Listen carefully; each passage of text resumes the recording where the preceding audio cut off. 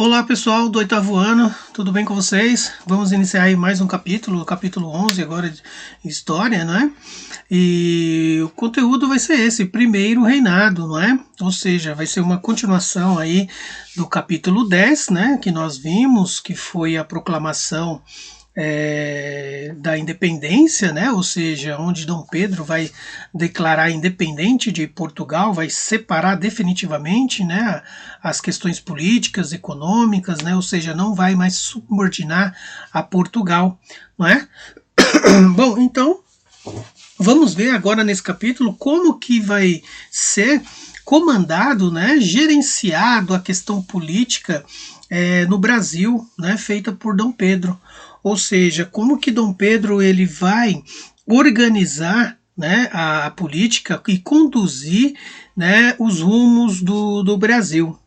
Bom, então, Dom Pedro proclamando a independência, ele vai querer consolidar essa independência, vai querer então marcar posição, né, diante de um governo onde ele vai ser agora o representante, onde ele vai ser a pessoa que vai coordenar, não é? Vai que comandar, vai determinar as questões políticas, certo?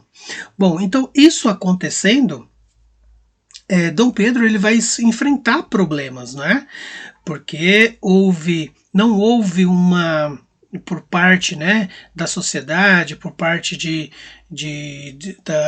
do consenso, né, digamos assim, da sociedade em torno da independência, não é? Porque nós vimos que existia os brasileiros, né, e tinha os portugueses. Então, uns queriam Dom Pedro e outros não queriam Dom Pedro, né? Então, essa proclamação da República feita por Dom Pedro, ela vai gerar muita insatisfação, né, por parte aí das elites, certo? Essa insatisfação, ela vai vir por parte de portugueses que aqui estavam, né, militares, alguns políticos, né, de descendência portuguesa e alguns comerciantes. E isso vai estar muito mais ligado, muito mais forte às províncias lá do Nordeste, né? Pernambuco, Ceará, Piauí, não é? E por aí vai. Então vai exigir, vai provocar, né, entre essas elites o surgimento de manifestações, né, protestos, porque muitos dessas elites, né, eram monarquistas, né, eram adeptas ao sistema de governo monárquico, que queria ficar sujeito ao governo de Portugal, não é? Então não aceitava essa independência feita por Dom Pedro, a independência do Brasil. Então Maranhão, Piauí, Bahia, né, Paraíba, né, vai ser os estados que vão aí se revoltar contra Dom Pedro. Então Dom Pedro vai começar a ter problemas, né? Então vai ter que enfrentar aí muita resistência por parte desses revoltosos, né? E no caso a província da Cisplatina também estava muito satisfeita, né? Bom, então isso acontecendo, gente, essas revoltas acontecendo, Dom Pedro ele vai ter que agir. Ele não vai deixar isso, né, ocorrer, essas revoltas, essas rebeliões, que tinha até um caráter, né, de separar, né, do Brasil, um caráter de não seguir as ordens políticas vindas de Dom Pedro, né? Então, como que ele vai fazer para conter esses revoltosos nessas regiões do Nordeste? Dom Pedro então vai convocar os chamados mercenários, ou seja, um exército estrangeiro para compor, né, uma força para derrubar esses revoltosos, prender esses revoltosos, né?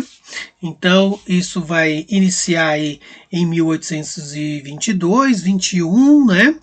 Vai começar a ocorrer essas questões de revoltas, né? Que é muito marcante aí no Nordeste, certo? E ele vai conseguir conter essas revoltas? Sim, vai conseguir, vai sufocar o movimento, né? Sufocando o movimento, ele então vai começar a ficar livre, né, de certas manifestações, né, de certas insatisfações. E então ele vai fazer o seguinte: ele vai se mostrar, né, uma pessoa a querer mostrar para as elites, né, querer ser um governante de diálogo, né, que conversa, que ouve as elites, que está pronto para, né, governar o Brasil não sozinho, né, e sim com o apoio de todos da elite, né? Só que isso na prática não vai se mostrar muito bem assim, né? Então vamos por partes aí. No caso, né, Dom Pedro ele vai convocar uma Assembleia Constituinte, né? Isso aí vai ocorrer por volta de 1823.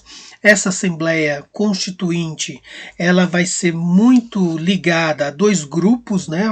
Dois grupos políticos, né? E esses dois grupos políticos eles não se entendem, né? Justamente porque devido ao entendimento de como o Brasil deveria ser gerido. Então, tinha o primeiro grupo formado por brasileiros, né, brasileiros nascidos aqui.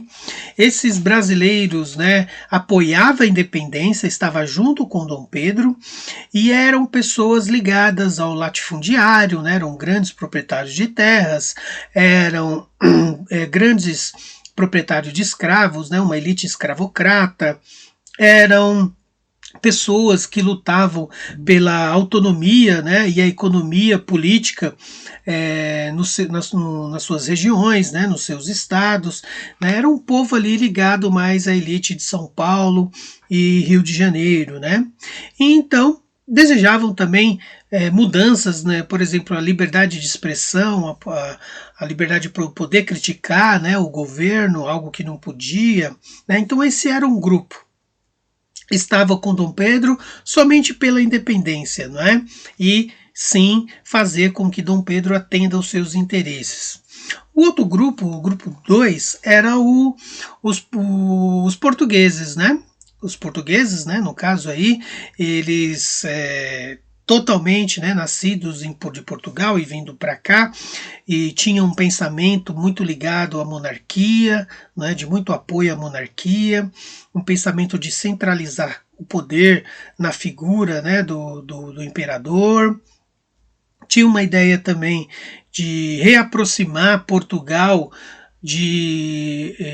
do Brasil, né, Brasil de Portugal. Então, dois grupos que não se entendiam. Então, não se entendendo, saía as disputas políticas, né? Saíam as discussões políticas em torno de como ia ser feita essa Assembleia Constituinte, que na verdade ia ser para formar a Constituição de 1824, como vocês podem ver aí no texto, né? Essa Constituição, ela ia ser gerida a partir desses políticos, né? Então esses políticos não se entendendo, logo, né, tinha um problema aí. Porém, antes de sair essa Constituição, né? Para quem não sabe, Constituição, pessoal, é um documento onde vai fazer com que a sociedade siga, né, leis, né, um conjunto de leis que vai fazer que a sociedade siga, né, que siga de uma forma a cumprir deveres e também que siga por meio também de direitos, né? Então a sociedade, o Brasil ele tinha recém separado de Portugal, não tinha Constituição, então Dom Pedro queria formular essa Constituição. E então, antes de surgir a Constituição, as elites, né, os brasileiros, já tinham formulado uma Constituição que era o quê? Uma que limitava os poderes do imperador. Uma Constituição que fazia com que o imperador fosse imperador, porém não governasse. Né? Então, a ideia da Constituição feita pelos brasileiros era o quê? Fazer com que Dom Pedro não tenha tanto poder para governar, fazer com que que crie, né, poderes né, no caso aí legislativo, né, o Brasil teria que ter um poder legislativo, que é o que a gente entende hoje como a Câmara dos Deputados, por exemplo. Proibir os portugueses de ocupar cargos públicos, né, dentro do governo. Instituir aí o voto censitário, ou seja, somente quem poderia votar era aquele maior de 25 anos, que tinha renda, né, que eram ricos, né? Então essas pessoas formularam uma, digamos assim, uma pré-constituição aí. E apresentaram isso para Dom Pedro, né? Dom Pedro, quando pega aquele projeto de constituição, ele se revolta, né? Ou seja, ele não admite que tudo aquilo que estava posto, né, estaria como parte da Constituição. Então, Dom Pedro, o que ele faz? Ele dissolve, né, a Assembleia Constituinte, ou seja, ele faz com que a Assembleia ter essa reunião, ela deixe de existir, chegue ao fim, não prossiga para formular essa Constituição. Então esse período foi chamado aí a Noite da Agonia, né? Porque os brasileiros, os políticos brasileiros, né, aquele grupo ficou muito preso, né, aqui Dom Pedro ia fazer, muito ligado no que Dom Pedro ia fazer diante dessa Constituição proposta pelos brasileiros, né.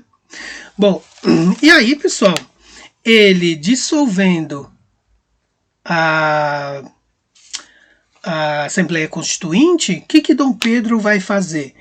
Bom, ele não concordando com o que estava posto pelos brasileiros, ele então vai governar, vai formar a Assembleia do jeito que, formar a Constituição de acordo como ele pensa, né?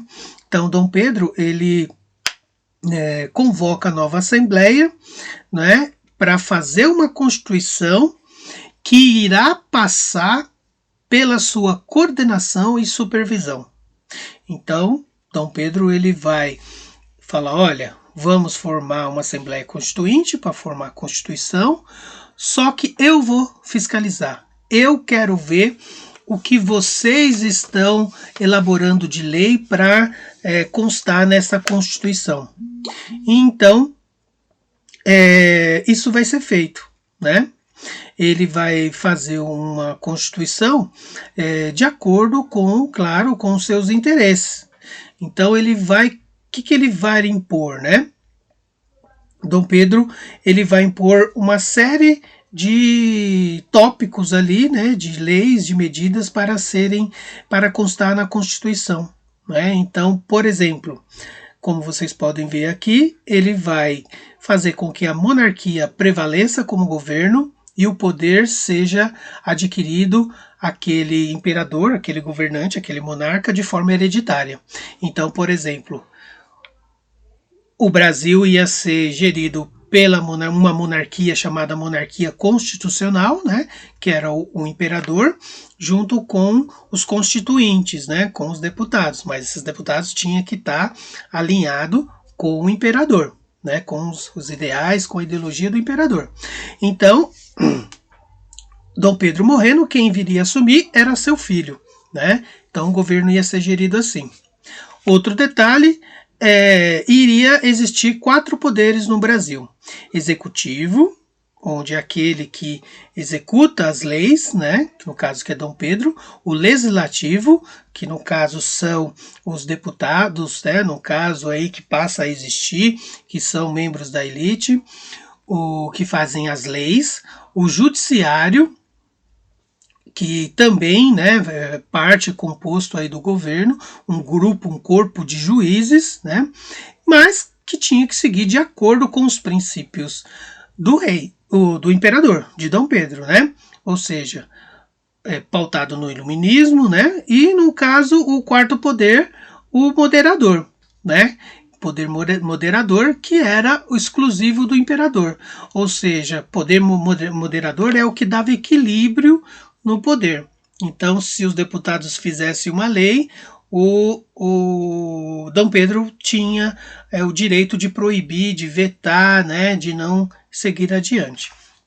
Então, ou seja, o imperador, no caso aí, Dom Pedro, iria estar tomando dando a última palavra de acordo com as criações das leis, se ia aprovar ou não iria aprovar.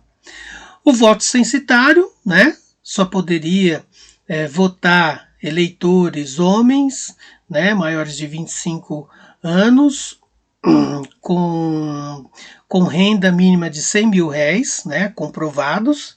Então, somente esses poderiam votar para escolher, né, para tomar decisões, escolher deputados, enfim. O poder legislativo, que era composto de senadores vitalícios, ou seja, senadores que jamais perderiam seu cargo, ficaria até o resto da vida. Para ter esse direito, tinha que ter renda mínima de 800 mil réis, né?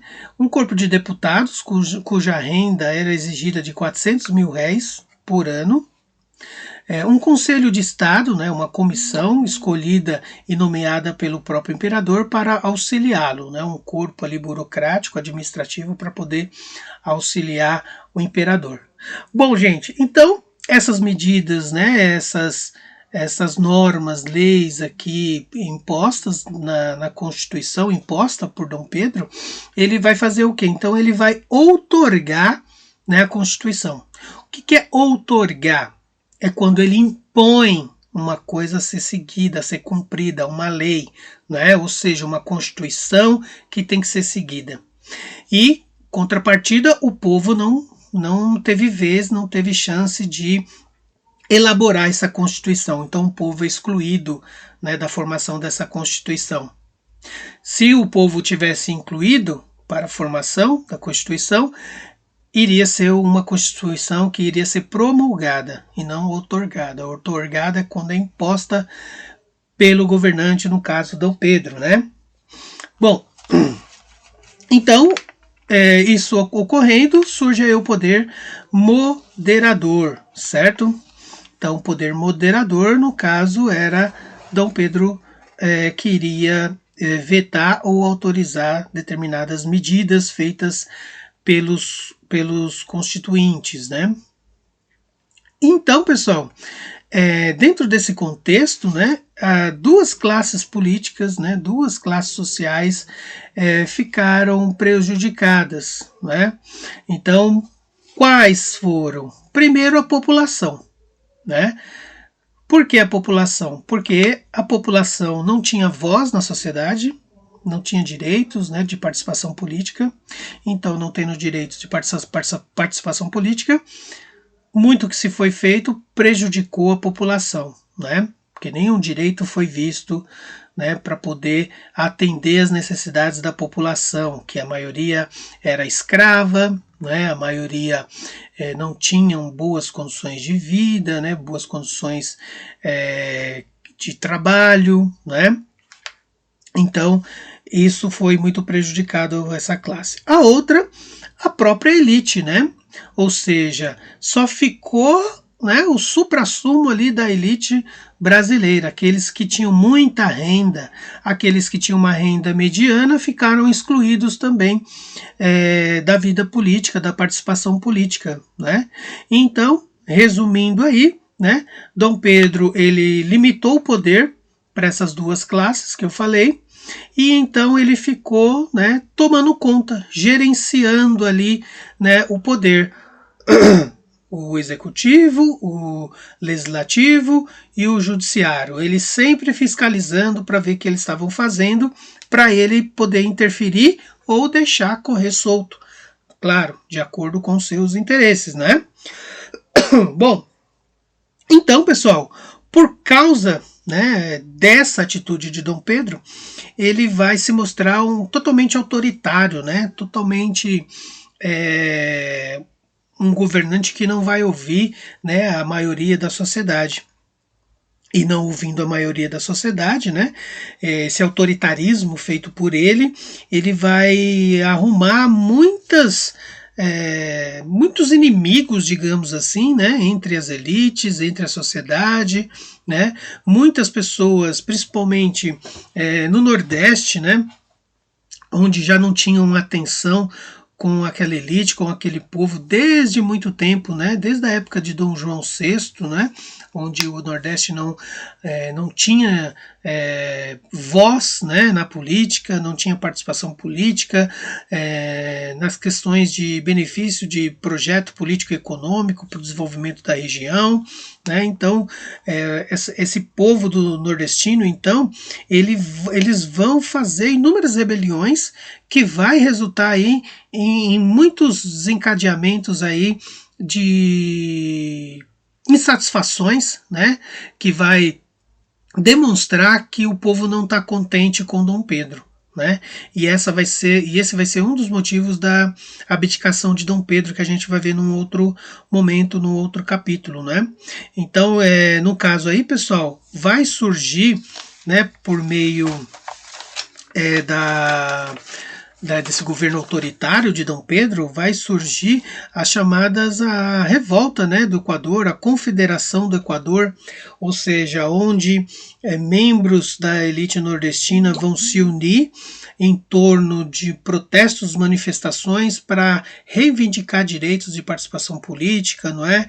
Ou seja, vai reivindicar melhores condições para desenvolver economia no seu estado, vai exigir a não centralização da política, ou seja, fazer com que o povo do Nordeste, cada estado, possa ter o seu governo, possa ter a sua autonomia política, autonomia econômica, a sua liberdade, né, para poder gerenciar o seu território, o seu estado, e não se submeter às ordens de Dom Pedro I, né, de Dom Pedro aí, em torno de certas melhorias que nordestinos poderiam fazer para a região.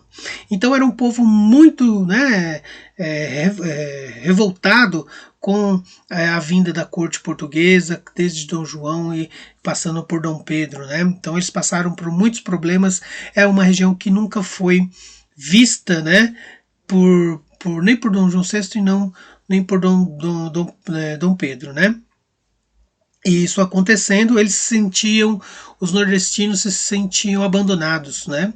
É mais ou menos como hoje também, né? O governo muito centralizado, Rio, São Paulo, Rio de Janeiro, Rio, São Paulo e Minas, né? E Nordeste, pouco se fala, pouco investimento tem naquela região, pouco desenvolvimento tem naquela região. Se não fosse turismo, não sabíamos o que seria do Nordeste, né?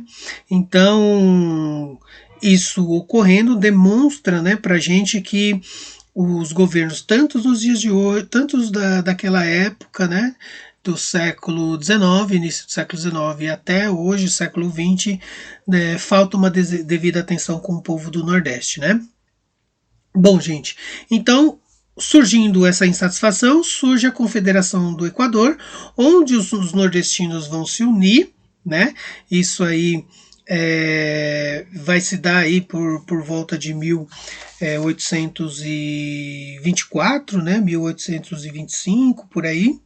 Então, ocorrendo essa revolta, os estados da Paraíba, do Ceará, do Rio Grande do Norte, eles vão exigir, né, mais liberdade, né, mais autonomia econômica e política de Dom Pedro. Mas, enfim, isso em 1824 isso ocorre, né, a Confederação do Equador. E esse é um assunto que a gente vai ver na próxima aula também, né, que vai demonstrar para a gente que surgiu a revolta e não teve muito êxito porque os revoltosos foram pegos, né, e executados. No caso aí, temos aí Frei Caneca, né, nessa imagem, que foi um aí dos líderes da revolta, e aí não teve sucesso, né? Bom, gente, então esse capítulo ficamos assim, né? Vimos aí que o governo de Dom Pedro I, totalmente autoritário, totalmente impositor, né, de certas medidas que causou insatisfação de grande parte da sociedade, né? Enquanto isso, o povo escravizado e o povo com falta, né, de olhares, né, dos políticos para com a sociedade, né? Mais ou menos como ocorre hoje aí, né? Mas enfim, então ficamos por aqui, gente. Espero que tenham gostado. Não esqueça de fazer as atividades, né? Lá no Vindimo, no Classroom, que eu vou estar postando lá para vocês, tá? Então é isso. Até a próxima. Tchau, tchau.